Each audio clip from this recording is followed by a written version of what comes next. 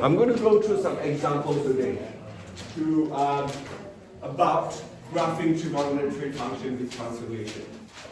So I'm going to go through your transformation again and listen, and I'm going to go through step by step in terms of graphing trigonometric function. Alright? So by the end of the day, you should know how to sketch a transformed trigonometric function. Alright? From fx to a times the function of bx plus or minus c plus or minus d. Now, this bit itself, you must be very careful. The order that I'm giving you, which is b, c, a, d, b cat, you have to factorize the b out. Alright? The order is really important. You have to factorize the b out. Got it? Now, what I'm going to do now is going to go through a few things, starting off introduction. So let's have a look at the first slide. I want you to have a look at the critical feature of trigonometric function. From your knowledge of 11 methods, can you actually quickly fill in that table, please? I will review my answer in about 30 seconds.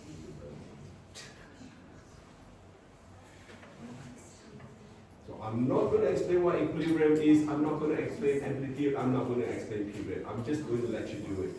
You should know what amplitude is, you should know what equilibrium is, you should know what period is. Alright? Yep. Okay. I will go to the next in a few minutes. Let's do this first.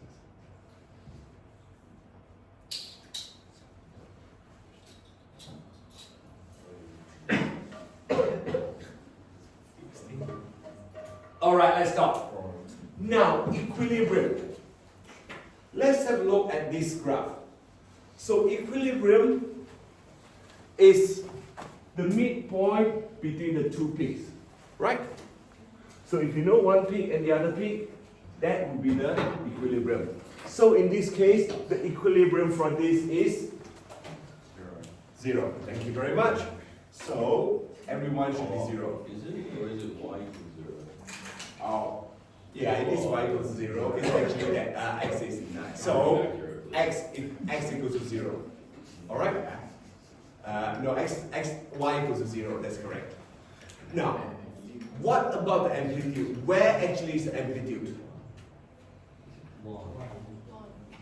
Y.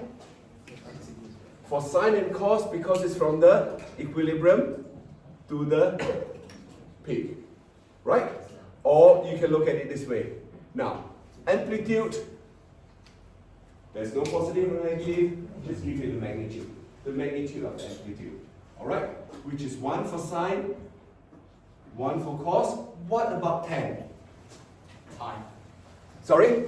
Pi. Pi? Whoa, wow, okay. What sort of pi? Honor times pi. So, no, hang on, what is the amplitude of tan? Undefined. Undefined, because it goes on and on and on and on and on and on, and there are asymptotes at pi equals to 2. Alright, plus or minus 2 and pi, where n is an integer. No. Alright? So it is undefined because there are asymptotes for 10x. Now, what about the period? What does the period mean if you look at the period? Distance it takes to complete one full cycle. Thank you. Distance it takes to complete one full cycle from here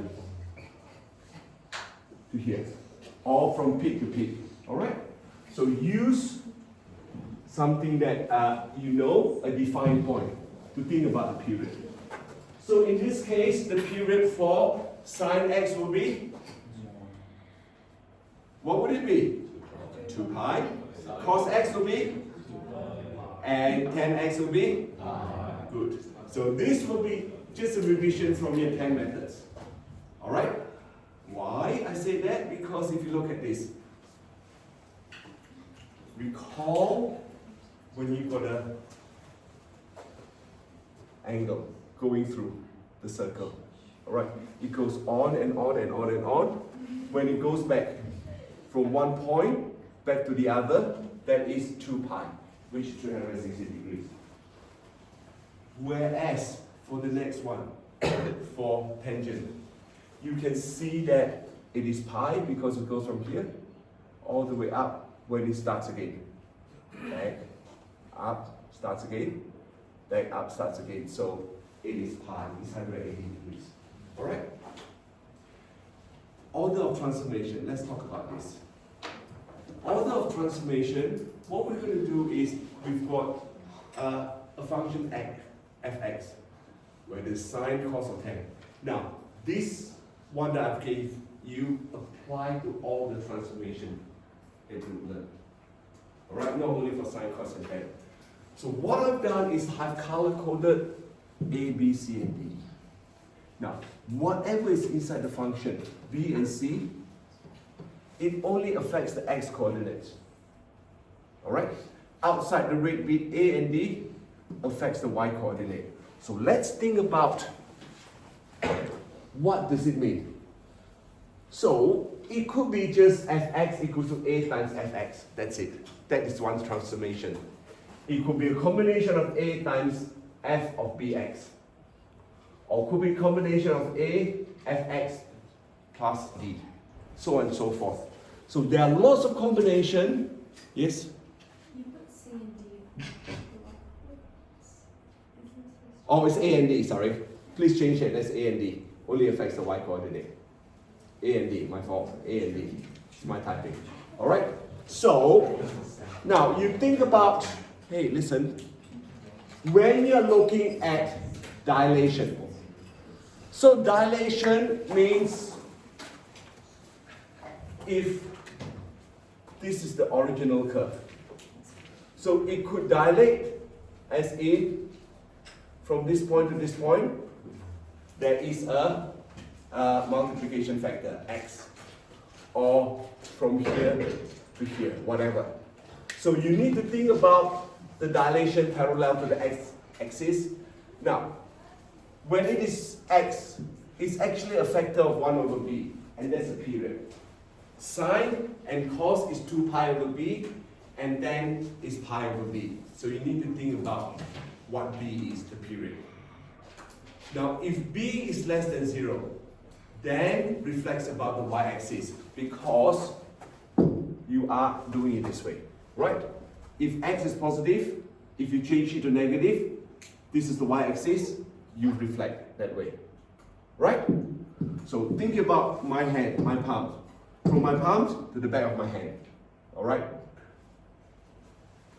And then C is translation in the direction of the x-axis, the phase change. Now, translation of x is not intuitive. Negative means translate to the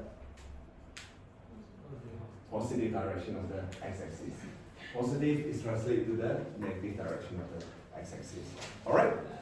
Now, A and D. A is dilation parallel to the y. Now, y is always a lot more straightforward than x. Alright? Y, you just multiply whatever it is. Dilation. So it could be something like this to something like this. So that bit times A. That's it. Alright? So then, if A is less than 0, then reflect about the x-axis. So from here, if it is positive, y became negative, that way. So think about my arm movement. From my palm, if I reflect it, you can see the back of my hand.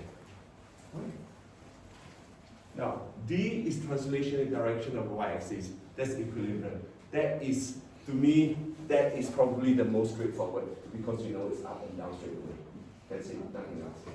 Alright? So please change that to A and D. I can get rid of all the things that I've given you. I will reprint it for you. Alright? I'll change that and reprint it. So get rid of that piece of paper that I gave you. I will reprint it for you. Alright? I'll reprint it for you, so that's fine. Right, let's think about transformation of y equals sine x. Now, you've got the booklet in front of you.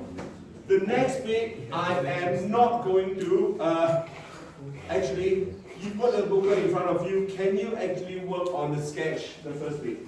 Sketch the graph of y equals to sine x. Step by step. Alright, so now I've given you some hint.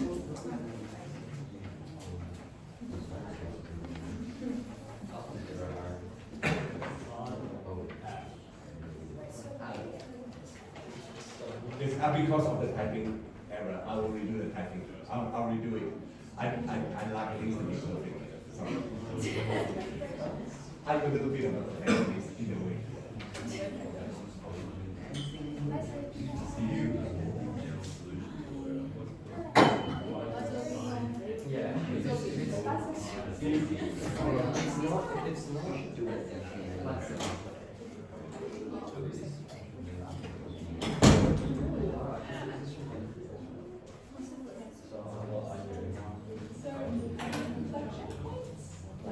All right.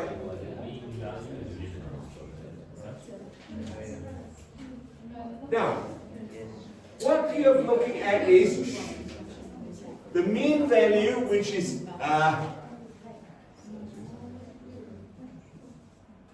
what we look at, the equilibrium. All right? Mean value is the equilibrium. Minimum and maximum, you know that sine x is always between -1 and 1.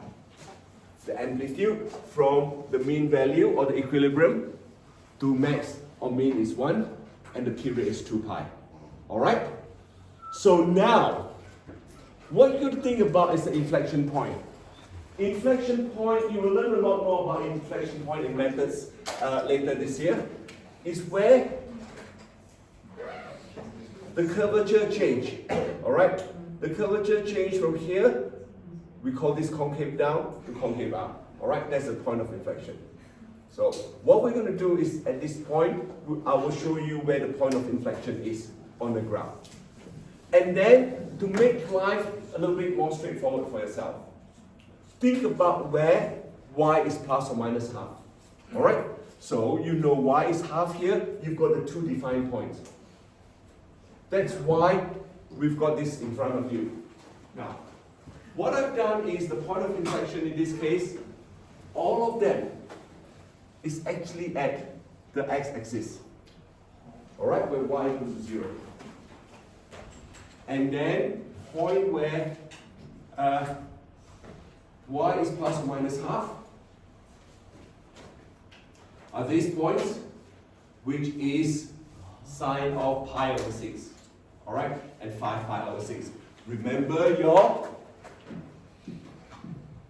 unit circle. Alright, here pi over 6, 5 pi over 6. Alright, that bit there. And that bit there. That's positive. And then the other bit will be negative.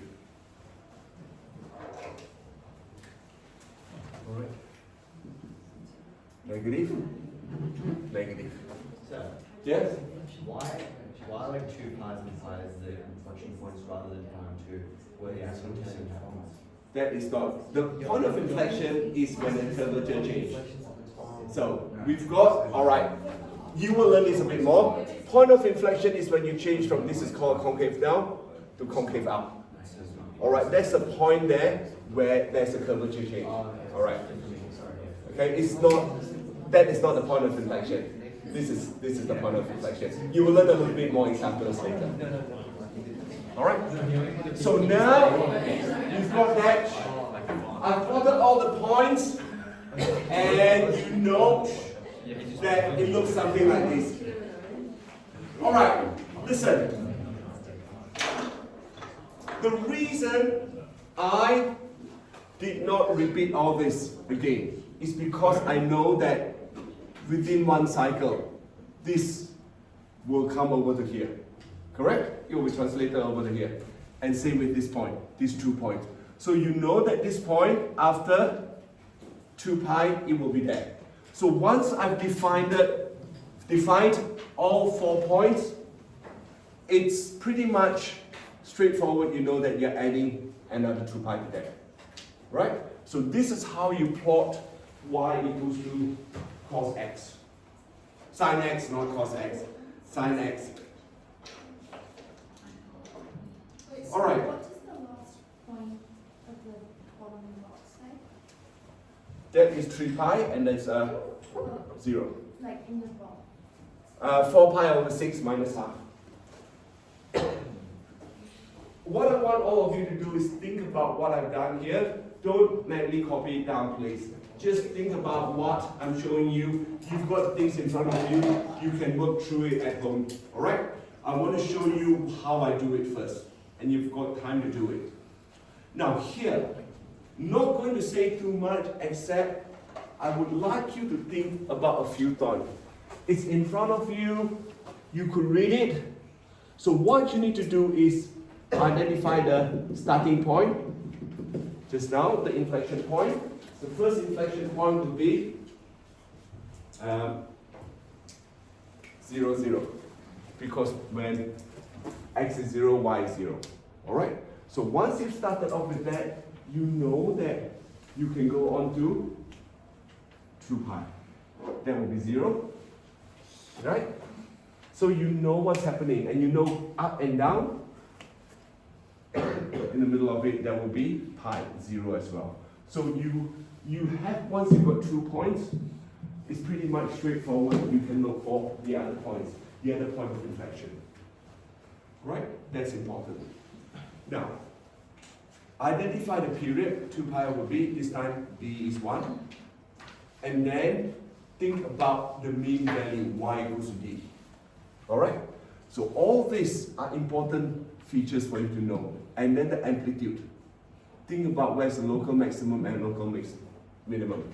Alright, the word local maximum, local minimum is because in this graph,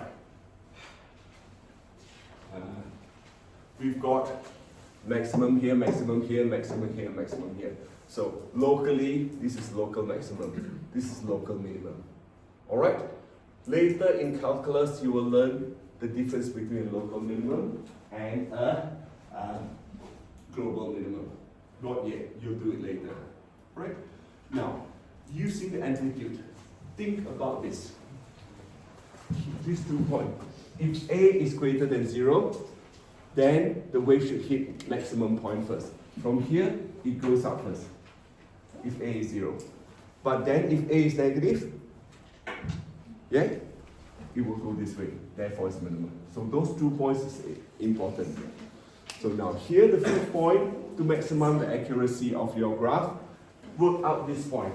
For sine, you know that sine pi over 6 equals to half. Right? Those are the defined points. So use those to work out. Alright, now, let's go to do example. The next example, please. Holding sine graph. Now, again, I've given you the guide. What is the mean value? When does 0, 0 start? Alright, the first thing, I've already actually plotted the mean value. Dotted line here. So the mean value is y equals to minus 1, correct? Focus please everyone. Look at this. Minus 1. It's already been shifted down 1. Alright? Translated by minus 1. So you've got that. So therefore, what is going to happen to this? Point 0 here, where it's going to be shifted to? The starting point. Down by 1. Alright? Alright, okay, not yet.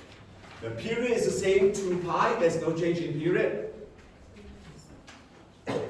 Because I'm using sine x, not sine 2x or not sine 3x. So, if it is sine 2x, the period will be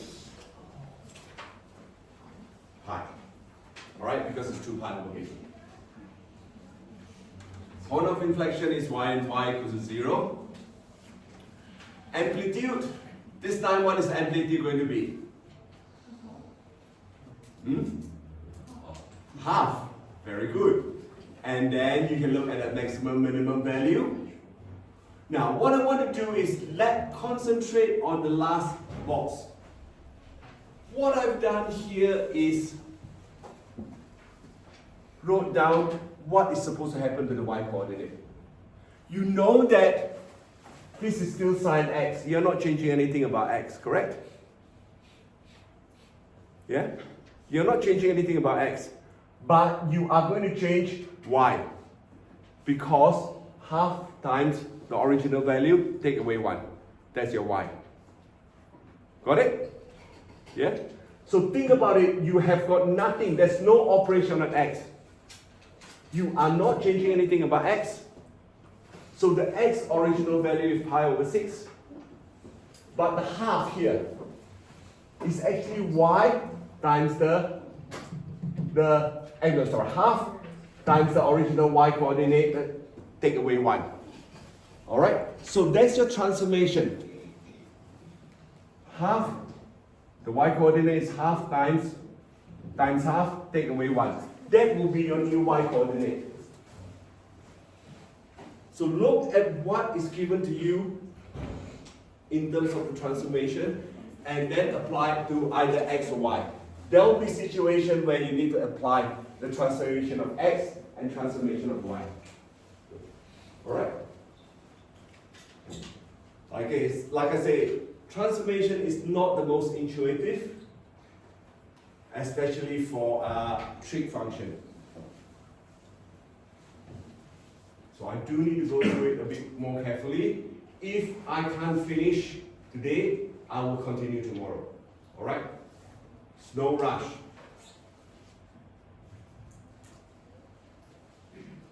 So at least today you can work on the sine workbook. If I can finish a sine and cos today. Alright?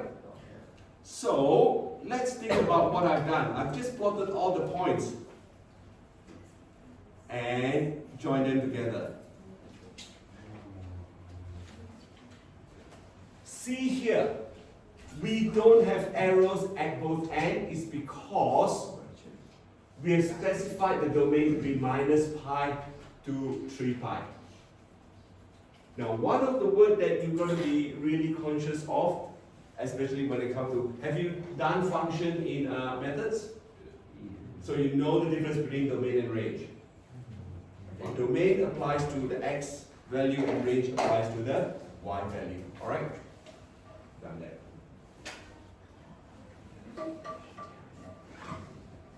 Now see the transformation I've done. So I have, of course, everything from y equals to sine x has been shifted down by 1, and then the y coordinate you multiply by half and take away 1. Alright, that's all. So use the point, the important points, like 7 pi over 6 or pi over 6. Once you've got that, you know that the point will repeat itself. Alright?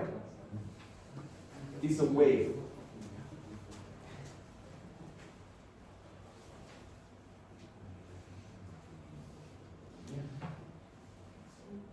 Alright. I am going to move on to the next example. Alright, next example. Oh, I've already given you the graph. Now, I should have animated the graph, but it doesn't matter. Can you actually think about the mean point and things like the period, the inflection point, amplitude, maximum and minimum? Alright, here you can see that although the graph it was extended from minus pi to 3 pi, because I set this as minus pi to 2 pi, therefore I stop at 2 pi. Alright? So be very careful in exam or test. Look at the domain given to you. Always plot within the domain. Alright? Always plot within the domain. So here, what happened is there is a shift, there's also a dilation factor, right? So you're dilating it with a factor of 2, and then minus pi over 2, you are moving in that direction by pi over 2. So, order of transformation. You do your, this is C first, and then your B. Alright? Then your A, and your D. Alright? B and C, Sorry? B and C. Oh, sorry, B. My fault. B and C, thank you. B first, C, and then A, D. Alright? B cat. So therefore, I use the word B cat. You do your B first, C, and then A, D. Next year, if you're in my methods class, I will be teaching you C bat as well. So it's not much of a difference, but as long as you know one way of doing it, just always stick with that way. I like to factor it out because of the phase shift. Alright? See here, what I've done here is it affects both the y and the x, correct? So the x is x times 2 because the dilation is 1 over b. Right? Dilation is 1 over b. So 1 over half is 2. And then because there's a phase shift of minus pi over 2, it's moved to this bit, to the right, or in the positive x direction by pi over 2. Then y times 2, just 2 times your value, that's all. What I'm trying to do is make it as clear as possible in terms of how we do it. So you know your order of transformation. I really want all of you to know your order of transformation. So look, let's see what I'm going to do is, I'm going to finish off cos, but we'll talk about tan and something else tomorrow. So it doesn't matter if you change the x or y, so as long as you do that. Okay, so I'm going to suggest that you follow it strictly, do your x first before you do your y. Okay. Alright, I'm going to suggest it. Always do your x first and do your y. It makes, once you know one way of doing it, you will not mix up. Alright?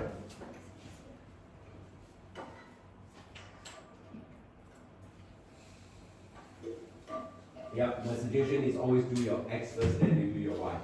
And I know that when we look at order of transformation, when we describe, we want it to be pretty much what we suggest.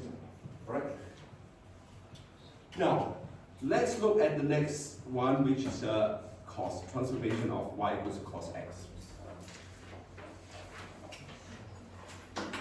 Yeah, I would like you all to have a bit of time to digest it so that I'm not going to rush it. So thinking about cos x, could you actually sketch the graph of y equals cos x? Before that, fill in all this. Now I'm going to change this inflection point to actually maximum and minimum, please. Change it to max and min. Max and min. Alright, let's change that, please.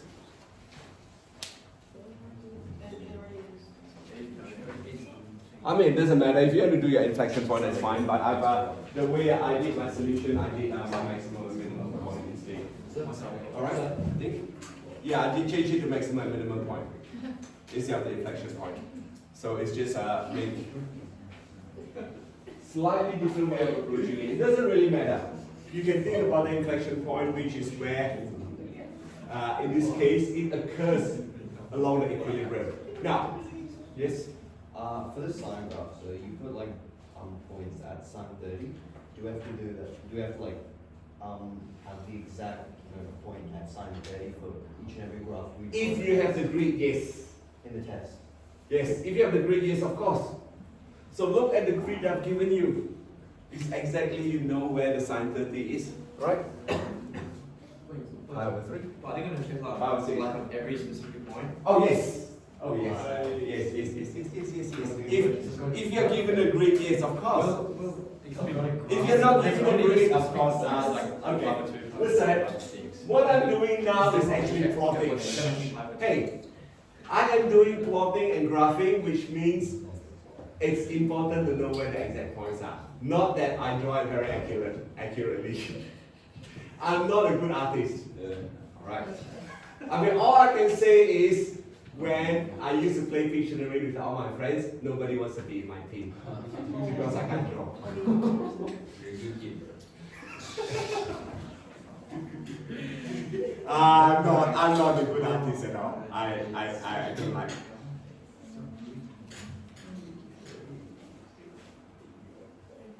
I'm not good with drawing, and I know that.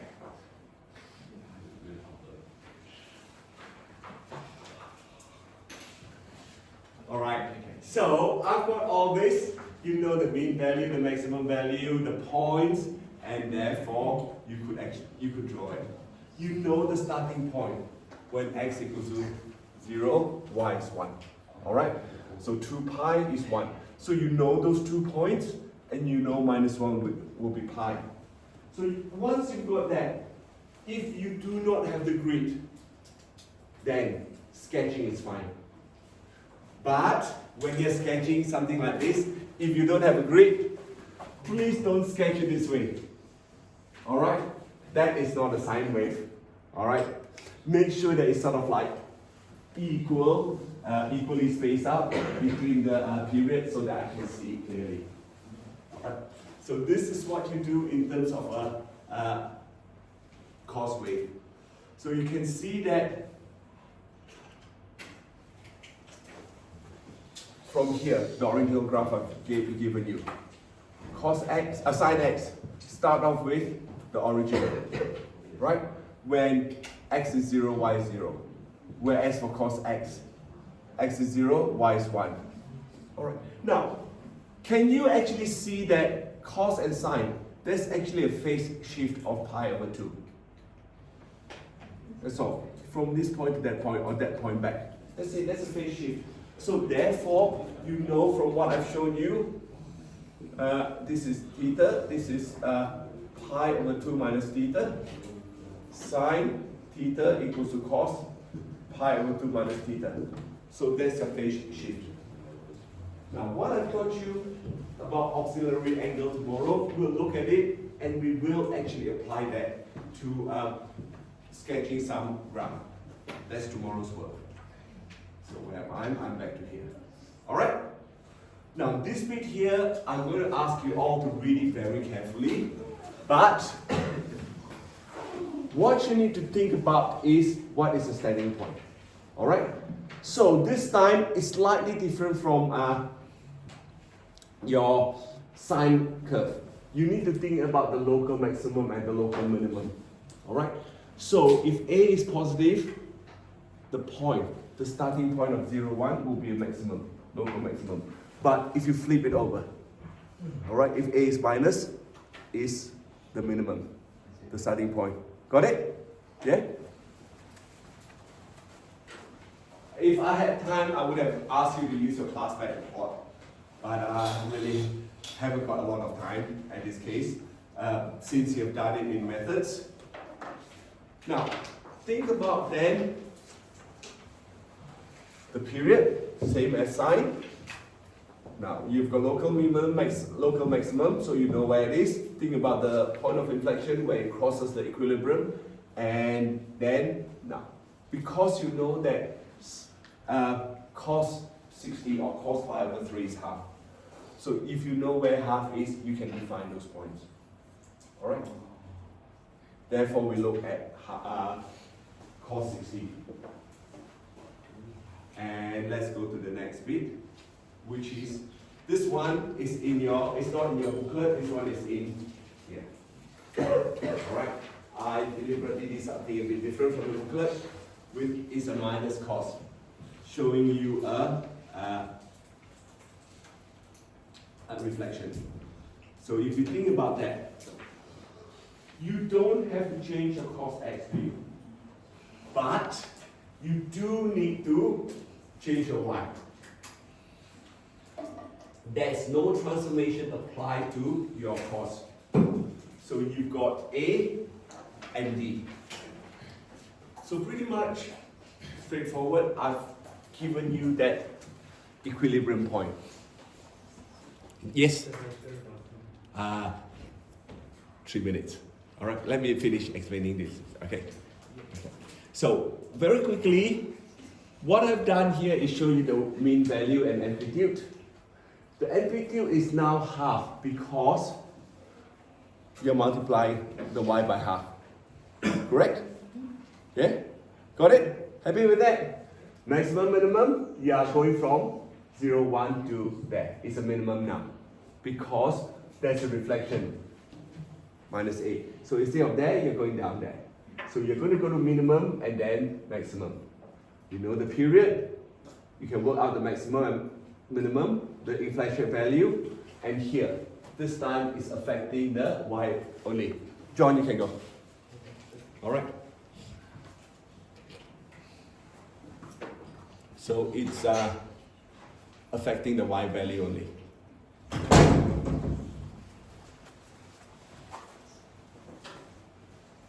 And therefore, the graph looks something like this. Look, my horrible way of drawing the graph. Supposed to join all the points, but my lines are all not too nice. But can't do anything much about that in that sense. Alright, I've got one more to show you, then I'm going to stop because I will continue tomorrow with the 10. I was hoping to finish the 10, but I think it's a lot in one day. Alright, of course, the last one.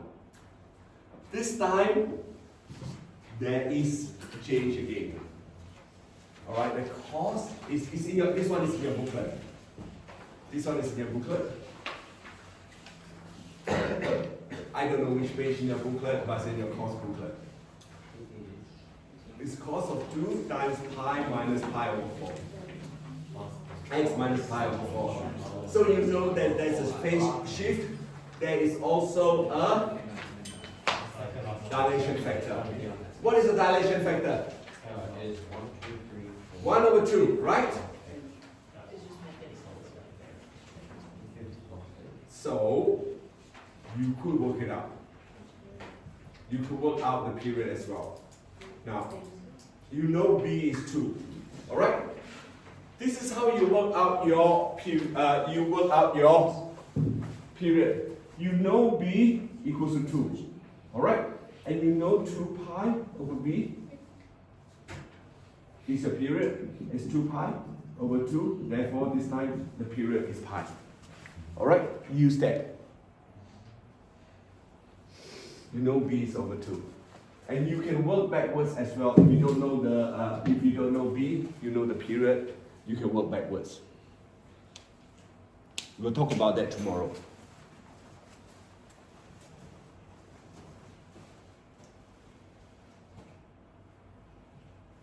So in this case, we've got that. It's a maximum because A is 1, positive value.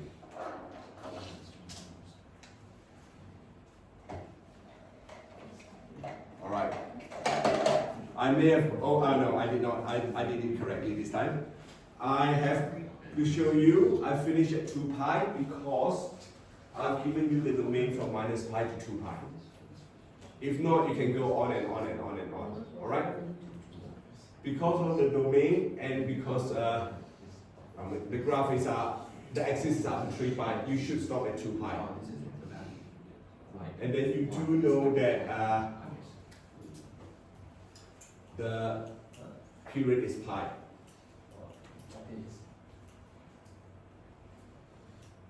Now, hopefully, I've made a lot of sense for you, help you with the methods as well with this slide. Alright? So the review of order of transformation is really important. I'll go back to this one to show you. We'll talk about 10 tomorrow. I am not going to put up this slide yet until I finish tangent tomorrow. Right, I won't put out the solution here. And again, the booklet, I won't put out the solution. You could work on the both sine and cos. All right, I'm going to stop here.